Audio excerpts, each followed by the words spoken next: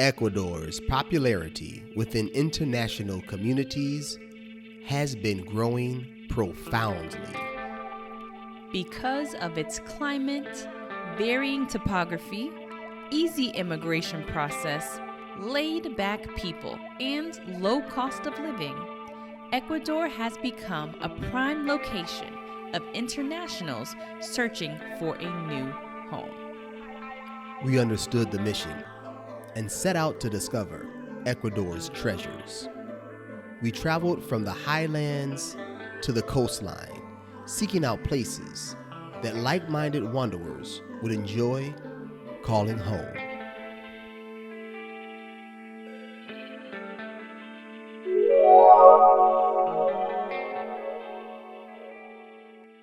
We've been all over Ecuador. And we've really been enjoying it. Sincerely, but there are some truths and some facts we come to realize as we travel through.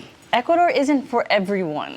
But there's a little something for every type of traveler that we can think of here in Ecuador. What we have discovered are several cities that different types of travelers, retirees, Digital nomads, families, wanderers, expats would be thrilled to live in. Let's talk about it. Now, expats tend to gravitate toward a few major cities. So we're going to talk about the characteristics of those cities and what really pulls them in. So let's start with the capital city, Quito. Quito is an amazing city. It's the country's second largest city and a city that has like the second highest elevation of any capital in the world. In the world. When you're in Quito, you're already 9,350 feet above sea level, which can cause altitude sickness for some people who aren't used to this level of elevation. But today, we're going to get a little higher. It's a breathtaking city, literally. Yeah. And beautiful. It's also one of the most well-preserved cities in the Americas. Yeah, it actually has like an award from the UNESCO World Heritage Site from having the most well-preserved centro in all of the Americas. So we're not here to really expound on this city too much. We want to talk about who could appreciate this city. Now, first and foremost on my list, I think people who like cities, people who enjoy cities, people who like to navigate traffic, people who like to eat at lots of different cafes and restaurants.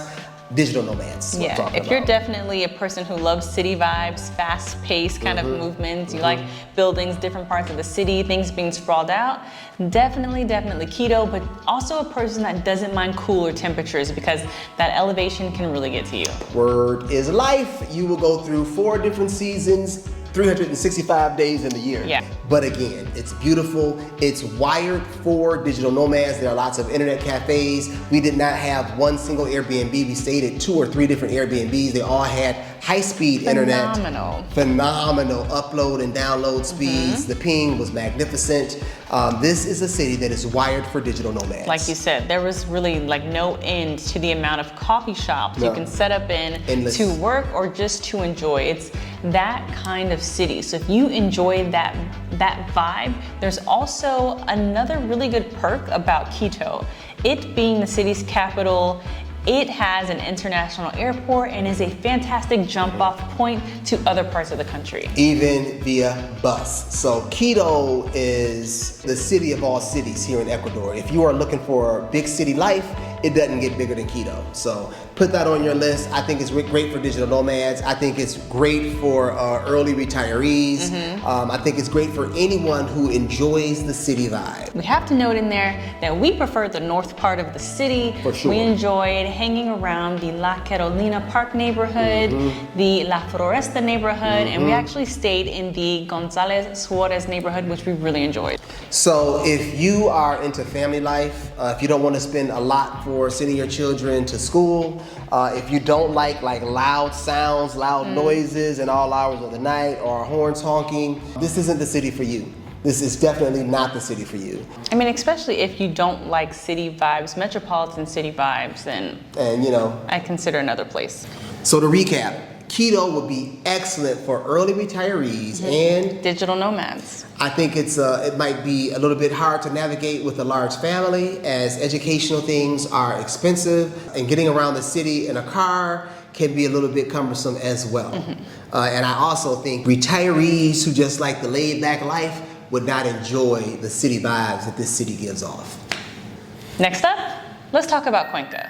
Let's. Cuenca is one of the most popular expat destinations in all of Ecuador. Yeah, it has like a whopping 10,000 expats, mostly retirees, that have made Cuenca their home. Now that's bananas. There are around roughly 20,000 expats in all of Ecuador. So that means half of them are located in Cuenca. But why are so many people choosing Cuenca? Well, let's talk about it. I really do think Cuenca has a little bit of something for everyone. Okay. It does not have big city vibes. That's something that it does not have. So if you like the big city, you will definitely not appreciate Cuenca.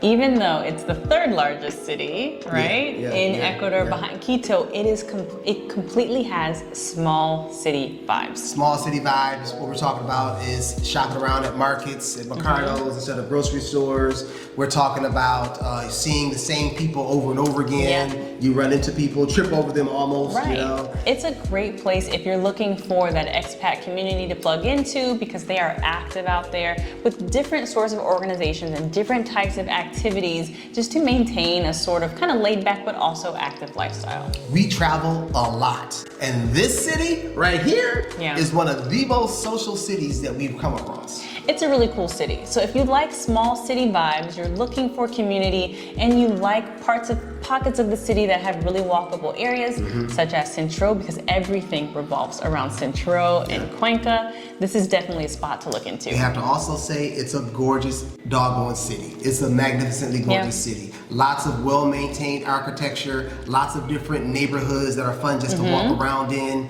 But I gotta say, it kind of surprised me that this was also a digital nomad location. The Wi-Fi signals there are off the charts. That's true. The Wi-Fi is great, and the fact that there are multiple high-quality, just very beautiful spaces for co-working was really surprising. I mean, even for YouTubers out here, there's like a YouTube studio co-working space that you can rent out there for like $20 or $25 a day. This place surprised me. You will have to shop around for your restaurants. You will have to find your spots to really enjoy the city. But for wanderers such as ourselves, that's kind of the joy of travel. Finding those places that you kind of put your DNA into, right? That you really love to call your own, right? That's true. So you can find that, you can plug into the community, but if you just want to kind of be isolated, you can too. There is Gringolandia out there where island to itself. Yeah, I mean, it has a lot of modern, more Western style apartments out there and amenities. So there is a wide range of accommodations you can find in that city. Now, what we kind of were excited about in regards to Cuenca is its easy access to everything. Most of the neighborhoods that we walked in were walkable. Yes. Meaning there were multiple panderias located everywhere. There were lavanderias everywhere. There were, mom and pop restaurants to eat at. There was also always a huge mercado that serviced whatever part of the city that you're in. There's a lot to fall in love with Cuenca. It's quaint, kind of. It's city, kind of. But one thing it is for sure is sociable and friendly. I gotta throw this in there because we mentioned it with Quito. It has an elevation just slightly under Quito, so it is a high elevation, and it is also cool there. So if you're looking for that kind of combination, Cuenca's your girl.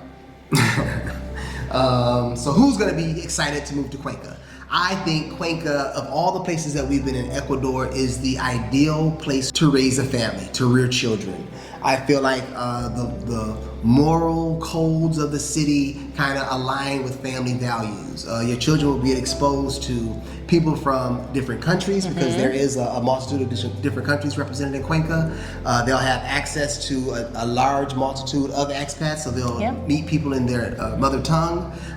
It's just offers a lot. Yeah, and there's a lot of green spaces there. We saw a lot of parks. It's a city that is irrigated by 4 rivers all throughout the city, and those spaces have been maintained beautifully for people to enjoy on a regular basis. Now, even though it has small town vibes, you can also find things to do. There's lots of live bands performing down in Central on Friday and Saturday nights, but I gotta tell you, Sunday night, it seems like everything closed early, boy.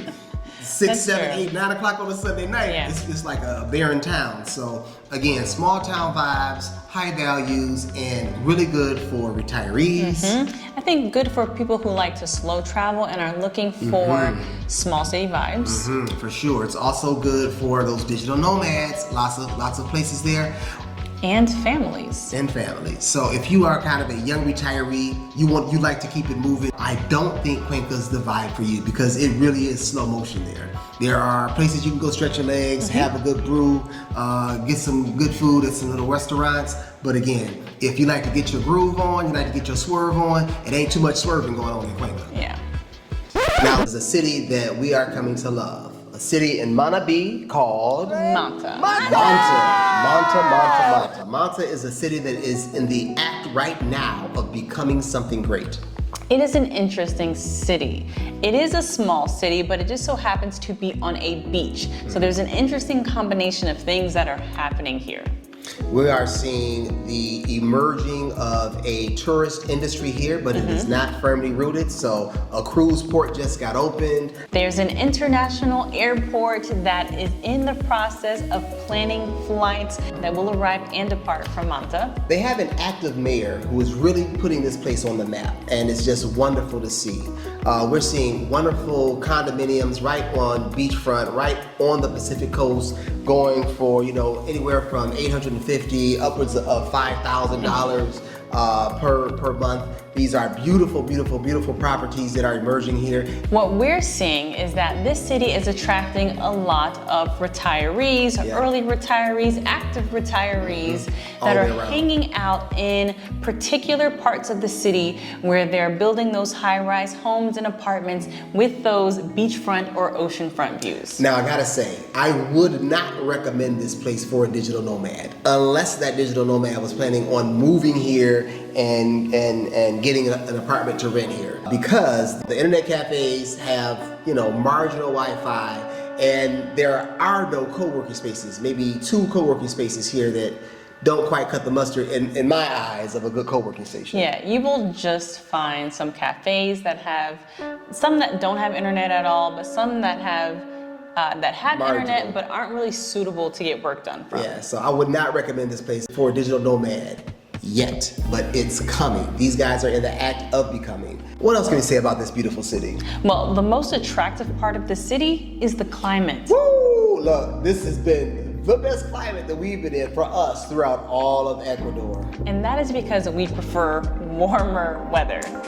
This place is almost guaranteed in writing 300 days of sunshine. We've been here for a little over a month, and I gotta tell you, we've had maybe 3 days of gloomy weather. And even then, the sun was trying to come through. So this place we would recommend for active retirees who are looking for warm weather and beautiful ocean views.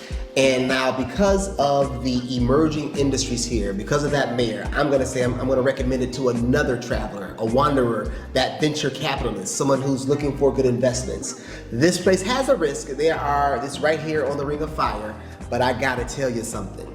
There are so many opportunities popping up everywhere, all over this city, because of the activity of the international airport, because of several actions taken by the mayor to try to attract people to come here, and because of a decision to make this small city into a big city.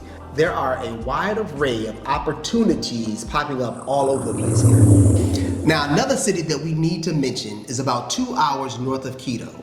This city is the burgeoning small town of Cotacachi? Now, Cotacachi is growing. There is a very, very, very large and growing international community there. It's cool because it's not just American expats or retirees, but you're definitely going to find that people from all over the world have settled in Cotacachi. So a few key points there. It is not a metropolis, all right? Nope. This is small town vibes, but it's clean small town vibes. It's lots of good shopping, lots of good restaurants, affordable rents. Yeah, the population there is less than 10,000, so that is how small this town is. But something really interesting about it is that it is Ecuador's famous leather capital. Right, you smell the leather being made right when you hit the city limits. But what I found interesting is every single professional that we spoke to, they catered to expats, all the insurance agents, the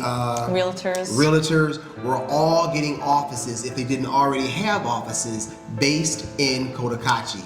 That is a good point, definitely. So it's growing and growing and growing. So we think it's great for retirees. Also, if you are a fan of artisan goods, this city is full of them. True. So it's great for someone who really enjoys artisan goods. Large indigenous population, and again, a great place to call home to somebody who wants to escape the city vibes, but still have kind of city amenities. That rounds out our list? That rounds out our list. So these are our suggestions and the people that we suggested for. Now, of course, there are several other cities that people are landing in and calling home, such as Vilcabamba, Cumbaya, Salinas, even Guayaquil. These are all different cities and they're cool. They didn't quite make our list for different reasons, but they're good cities. I mean, if there's something that you want to check out, if you want that hippie vibe, you got it. If you want to be an adventurer, you got baños. Sure. There's a lot to offer here in Ecuador, but we had to condense it to give you the cities that we think will best suit you. So we hope that one of these cities interests you if you are planning your trip to Ecuador, an exploratory trip, you're trying to find that place that's home for you. Look, if you've been in Ecuador for a long time, or if you are a resident, a person that was born in Ecuador, an Ecuadorian, I'm gonna ask you to hit us up in the comments and tell the people what we missed. You know, what did we misspeak on, or what other cities do you think would be good for the digital nomad, the retiree, the active retiree, the young retiree, the young family? Let us know in the comments, you guys. Thank you guys, and we'll see you next time.